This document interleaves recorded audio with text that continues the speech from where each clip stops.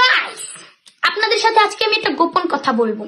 কথাটা হলো কি, আপনারা যাকে আমার কাকু বলতেছিলেন সে আসলে আমার কাকু না, সে আমার আপন কাকু না, আবার ক্ষতি কাকু না। ব্যাপারটা হলো কি, অনেক বছর আগে আমাদের দেশে একটা ঘূর্ণিঝড় হয়েছিল। সেই ঘূর্ণিঝড়ের পানিতে এই ছেলেটি ভাসতে ভাসতে আমাদের কাছে আসে। পানি থেকে তাকে আমরা তুলে নিয়ে লালন পালন করে অনেক বড় করি আনি।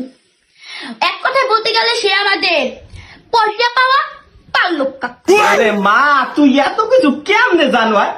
তুই আমার বড় নাকি ছোট? তুই কি আমার দেখছো না? আমি তোর দেখছি। একটা ফাইজলামি শুরু করছে, আমার একালে ই করে একাল কাল্লক কাকু আমার পানিতে তুললে আনছে। কাকু তুমি এটা আমার কি কইলে? কি কইছি? কি বললে ডাকলাম? মা কই রাখছি। তাই আমি তোমার বড় না, তুমি আমার বড়? হ্যাঁ, বুঝলে না? তোমার তো পানি তো করে আমরা তুললে আনছি, আমি বুঝাই যাইনি।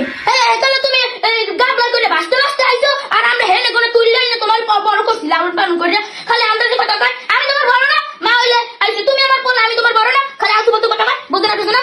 আরে আল্লাহ, ভাবি ভাবি তোমার মাইয়া হিন্দে নেবার নাকি আমার জীবনটা ধ্বংস করে নেবে, শেষ করে যাইতেছে আমারে। আমি আর পারতেছি না।